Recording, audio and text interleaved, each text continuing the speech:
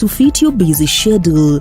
As part of our alumni community, you will benefit from our greatly reduced fees tailored to support your academic journey.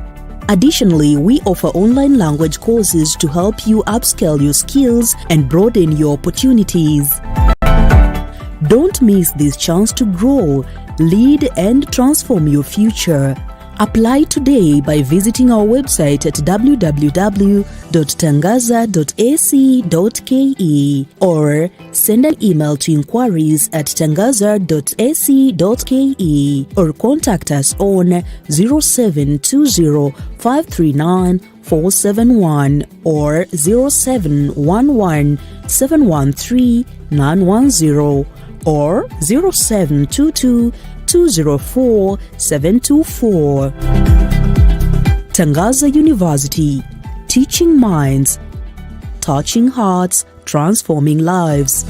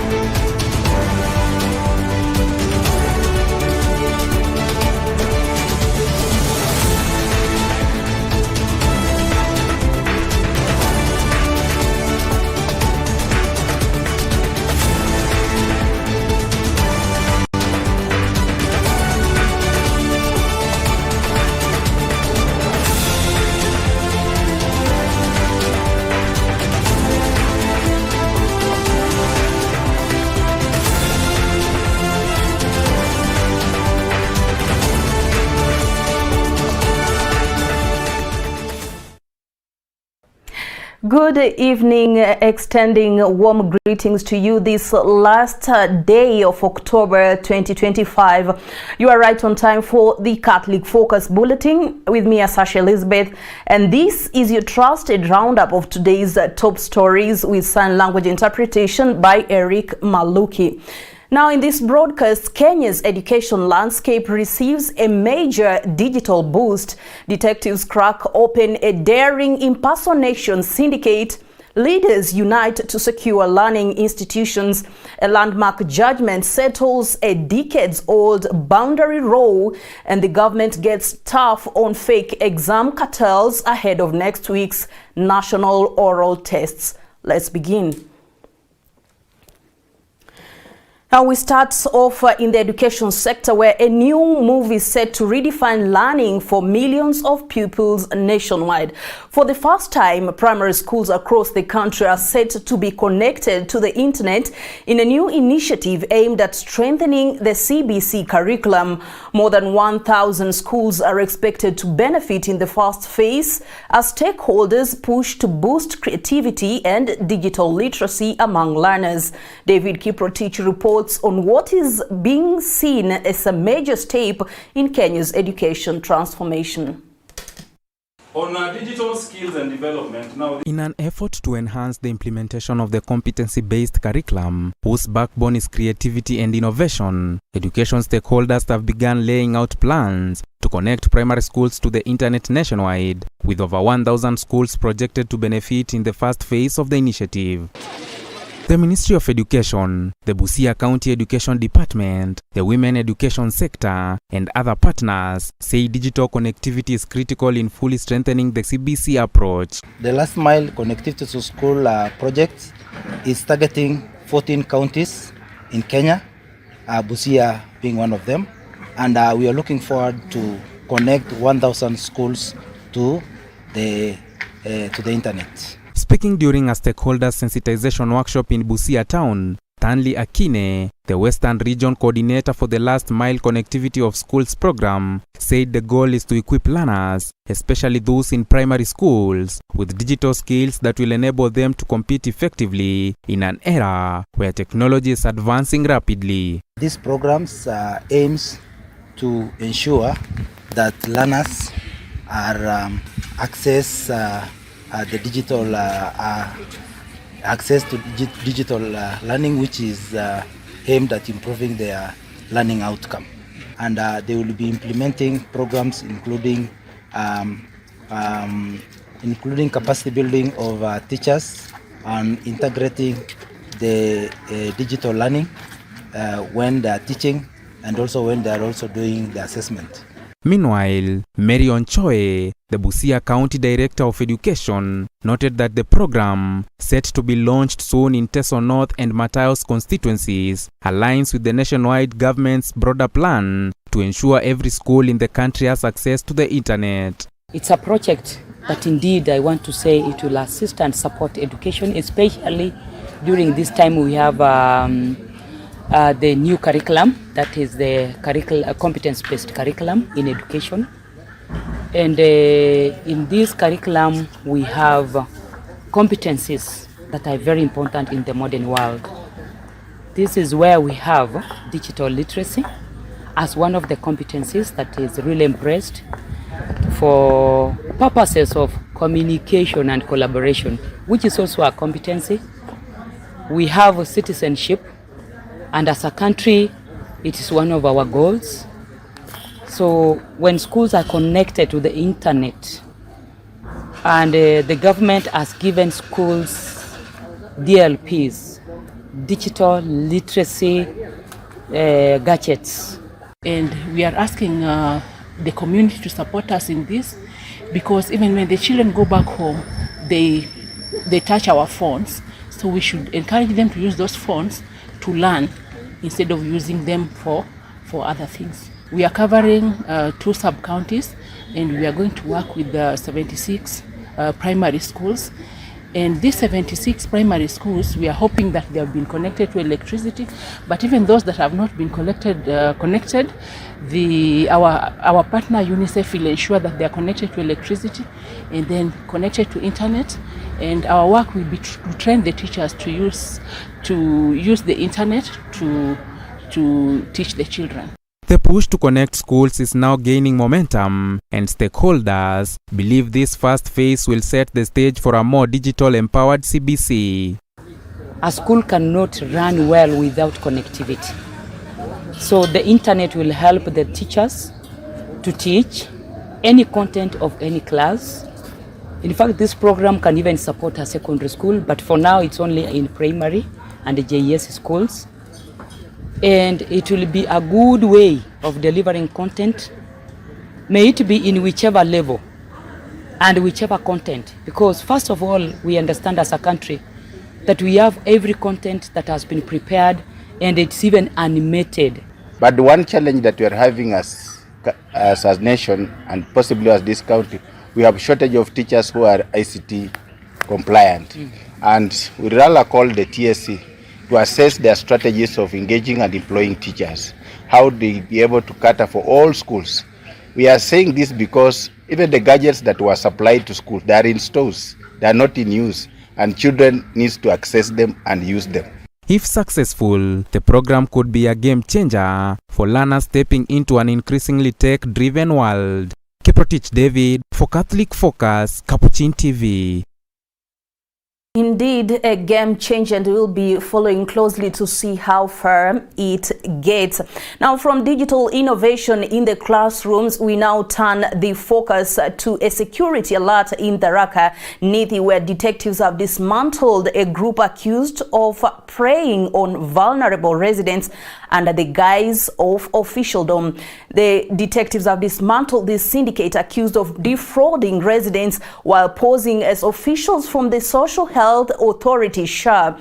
The group, made up of 2 men and 2 women, is said to have been swindling unsuspecting locals under the guise of helping them register for the new health scheme. Our reporter Deborah Mwanya has the details.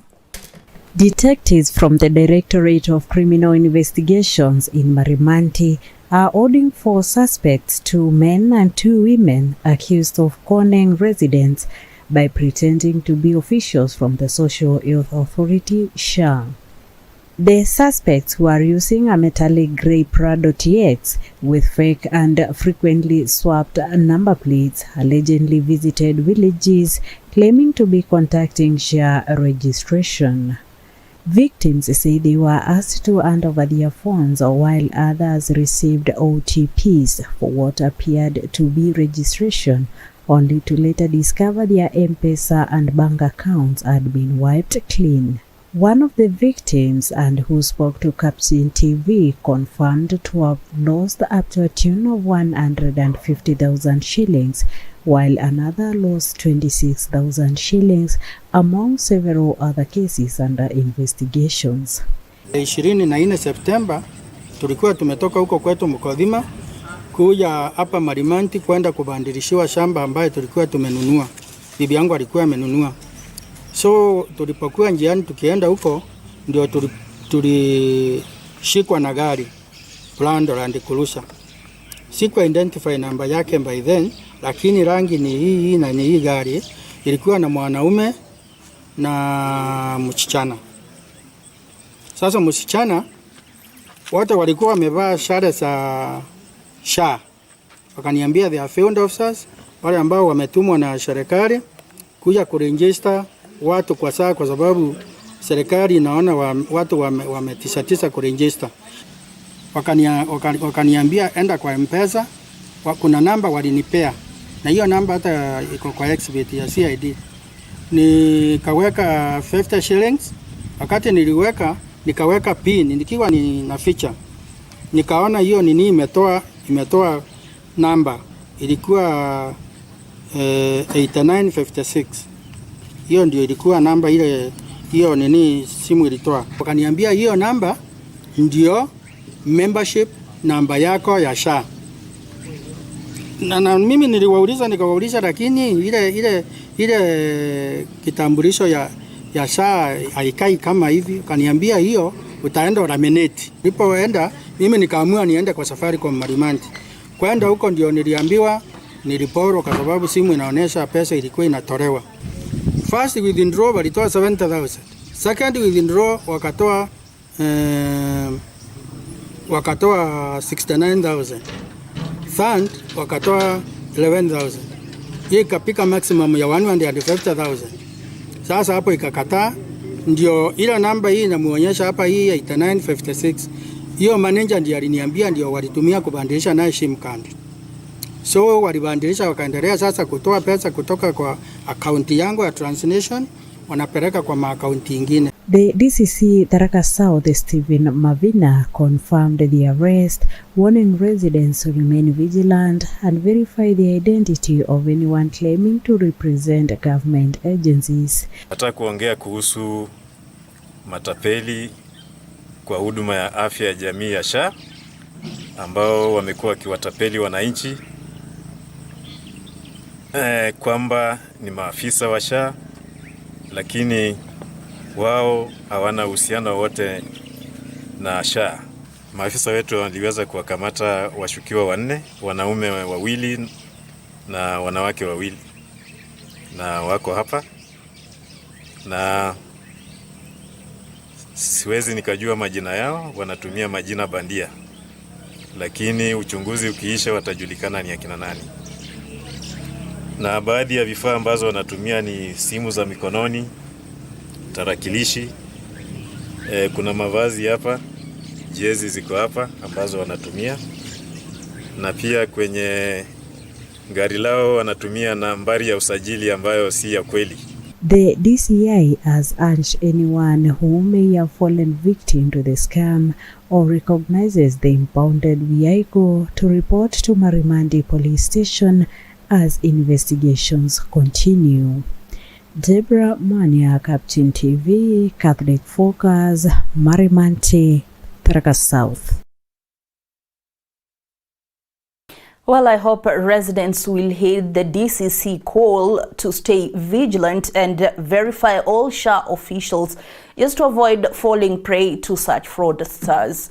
Now, still in Tharaka region, security remains top of mind. Authorities in Tharaka South are calling for stronger cooperation between landlords and security teams to ensure the safety of students and residents in Ruda.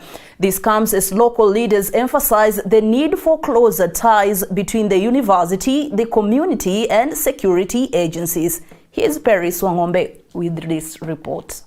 At Ruda Market in Tharaka South, Deputy County Commissioner Stephen Mavina is urging landlords and landladies of the area to work hand in hand with government security teams to safeguard learners and the wider community. Tumekuwa na mkutano wa pamoja na wenzetu wa kutoka Tharaka ya Kaskazini ili tuweze kuzungumzia jinsi ambavyo tutaboresha usalama wa wanafunzi katika eneo hili ambapo wanafunzi wanaishi. Mavina says the partnership between landlords, university officials and security agencies is key in maintaining peace and responding quickly to any threats. Tumeelewana kwamba tushirikiane ili tuweze kuimarisha usalama. Hali kwa sasa iko sawa, na lile ambalo ningeomba washikadau wote, chuo kikuu, vyombo vya usalama na wale ambao ni landlords na landladies, tuweze kufanya kazi kwa pamoja. Kama kuna ripoti yoyote muhimu tuweze kuitoa ili tuweze kuafikia malengo yetu ya kuimarisha usalama katika eneo hili. Back at the forum, Tharaka University Registrar Dr. Gatuni is appreciating landlords for opening their homes to students, saying the gesture helps stabilize accommodation and support learning. Nataka kuanza kwa kushukuru wadau wote wa usalama katika sub-county ya Tharaka North na Tharaka South kwa ushirikiano wao mwema na chuo kikuu cha Tharaka. Na kwa wakati huu usalama katika chuo na katika eneo la Tharaka umedhibitiwa ni salama kabisa. Na ningependa kuwashukuru wenye manyumba, landlords and landladies, kwa kusaidia wanafunzi wetu kupata mahala pa kukaa. Niseme tutaendelea kujadiliana na kuboresha hali katika sehemu zile ambazo wanafunzi wetu wanakaa, na ni jukumu letu sote, chuo kikuu, jamii ya eneo hili na kamati ya usalama kuhakikisha kwamba usalama wa wanafunzi wetu, usalama wa wafanyikazi wetu na usalama wa jamii yetu uko salama, uko sawa. Na nashukuru kwa sababu mpaka saa hii hatujawahi kupata tatizo lolote la usalama katika eneo hili. With continued cooperation between security agencies, the university and local landlords, authorities in Tharaka South say they are confident the area will remain safe for students and residents alike. Reporting for Catholic Focus, my name is Paris Wangombe. Away from security matters, a landmark judgment delivered this morning at the High Court of Kenya in Meru has finally put to rest a decades-long claim of a boundary dispute between Meru County, Tharaka constituency and Tharaka Nithi County. According to Tharaka MP Gitonga Murugara, the court ruled that allegations of a contested boundary hold no legal merit, declaring that no justifiable or justiciable dispute exists in law. The judge affirmed that the boundaries between Meru, Tharaka and Tharaka Nithi are, and I quote, as clear as daylight, referencing the Districts and Provinces Act of 1992 as the definitive legal guide. The ruling further clarified the exact location in question, confirming that Ellis Lake in Chogore lies within Tharaka Nithi and that Tharaka West Sub-County, Kidino location in Chiakagriga, Kibunga sub-location in Turima, Ura Gate sub-location and Ura Gate division in Mukodima sub-county all fall squarely within Tharaka constituencies. MP Murugara says today's decision should bring an end to all imagined or perceived boundary tensions between the two sister counties, urging residents to uphold peace and focus on equitable development. We now take you straight to the leaders' reactions. Meru Law Courts, High Court of Kenya Meru, and judgment in respect of the matter that was brought by the 5 elders from Meru County against the government of the Republic of Kenya, in which Tharaka Nithi, myself and the other gentlemen here who are MCS of the Tharaka constituency, Kijua Zedem and Kennedy Kamunyu, are here today Luke Marengo is not here, together with Leonard Gitonga and Sylvester Mutwiri. We also have another interested party, a citizen by the name Tonjage Chogo. He's here with us. The court has ruled in a lengthy judgment that lasted 1.5 hours. It was a very well-reasoned judgment. We were keen to listen to it, and we have thanked the judge profusely because he did a very good job. The findings of the court are as follows. Number one, there is no dispute whatsoever between Meru County and Tharaka Nithi County. Tharaka constituency, because those were the allegations that there exists disputes in boundaries. Today that has been cleared and we do not want to hear of it anymore. The judge has read the boundaries between the two counties, starting from up Mount Kenya, bordering Chogoria location, and this is where they were talking about Ellis Lake.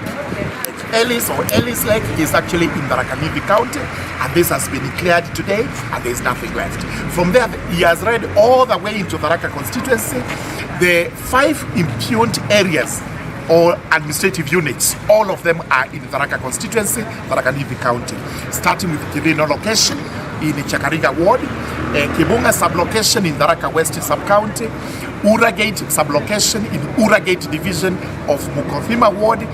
All of them, they have been declared to be in the Tharaka constituency. There is a lot more he has made observations on, including who is the right party to complain to. He has ruled that it is not the courts, it should actually be the National Land Commission.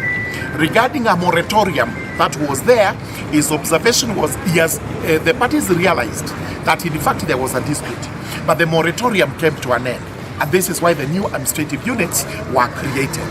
As regards the other complaint they had, that similar units were not created in Meru County, that one he has observed with a light touch, that Meru should not complain because Tharaka Nithi has gotten. Meru should actually endeavor to receive their own units separately and independently of Tharaka Nithi County. So at the end of the day, the judge has ruled that this is a public interest petition. No party should be punished with the costs, and each party will bear its own costs. So my final remarks, and he has actually warned us in what we call obiter dictum, off the cuff, to say politicians should not incite citizens, should not go out to say there is a dispute where there is none.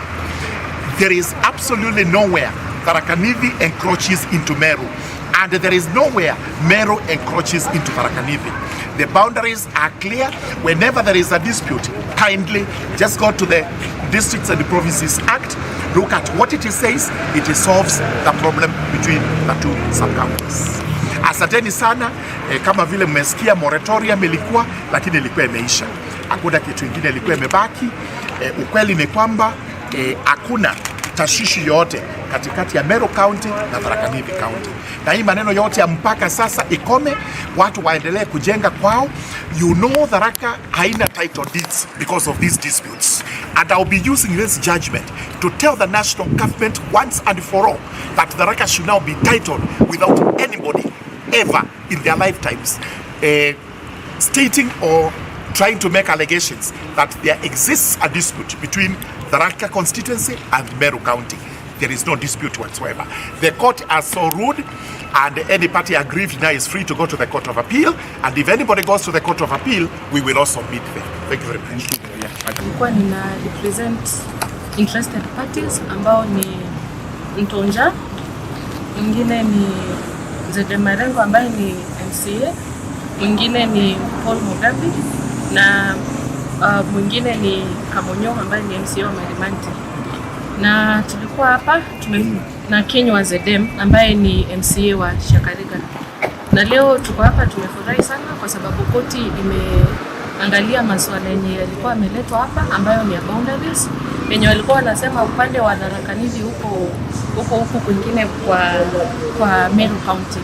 Na koti imesema kwanza ile pande ya Chogore huko juu uteremka chini hadi Tharaka constituency, pande ya Tharaka iko Tharaka. Imeangalia na ikasema ile act yenye imetumika inaitwa Provinces Act, Province and District Act, ambayo ilitolewa wakati wa Moi, na imesema kwamba kila county ilikuwa part of the district. Kwa hivyo kila laini iko sawa sawa. Hakuna kesi ambayo inafaa kukua kuhusu ama upande mmoja wa kaunti kwa upande mwingine. Kitu kingine imesema ni kwamba kulikuwa na public participation ambayo ni kwamba watu walihusishwa, the stakeholders, watu wenye walifaa kuhusishwa walihusishwa. Chiefs, wakubwa wote waliitana mikutano na watu ambao walikuwa wanahusika walienda. Kwa hivyo ile gazette notice yenye ilikuwa imetolewa ilitolewa ikiwa sawa na watu wote walihusishwa. Ambayo jambo lingine ambalo wamesema ni kwamba kama kuna maneno yoyote ya kishamba, watu wanafaa kuenda kwa National Land Commission kwa sababu boundaries ziko sawa.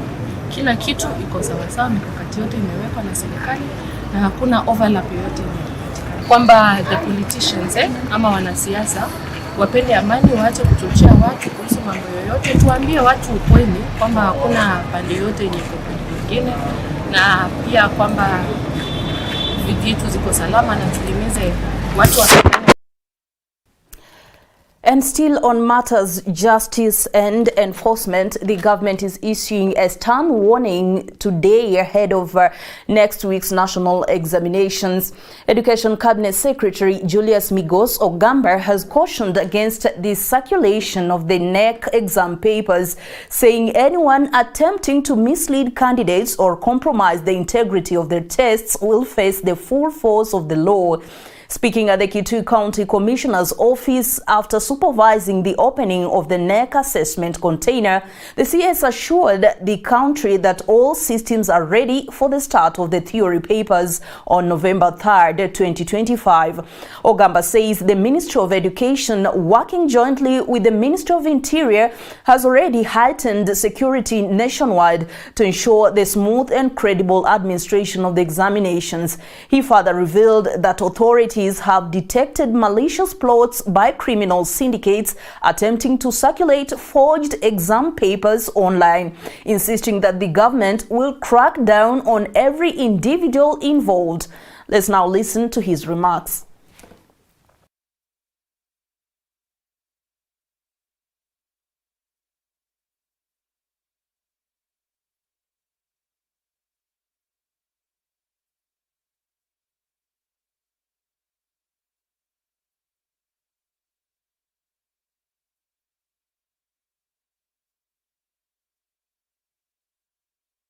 The main theory papers will commence next week from the 3rd of November 2025 as scheduled. These examinations are running concurrently in all the 47 counties, with all candidates reporting and sitting assessment without significant disruptions. The Ministry of Education has put in place robust mechanisms to ensure seamless administration of examinations, working in close collaboration with the Ministry of Interior and National Administration in areas affected by rains and difficult terrain. Alternative logistics, including localized redistribution routes, contingency storage, and priority access support, have been deployed to ensure no learner misses their paper due to weather-related challenges. Examination integrity remains a core priority of the government. To this end, enhanced security features, strict dispatch and collection timelines, digital monitoring systems, and strengthened accountability protocols have been implemented. We are aware of attempts to circulate counterfeit papers through online platforms. I wish to assure the country that these materials are fake and ineffective in misleading candidates. Those who attempt to compromise examination integrity will face the full force of the law. Learners are urged to remain focused on their honest preparation, academic success, national examinations and assessment exercise. This visit symbolizes the government. And we continue to pray for the candidates who are continuing and those who are set to commence their examinations on 3rd of November. And that story brings us to the close of this edition of the Catholic Focus Bulletin. Thank you for staying informed with us. I'm Asashi Elizabeth with sign language interpretation by Eric Maluki. From all of us here, have a peaceful evening and may God bless you.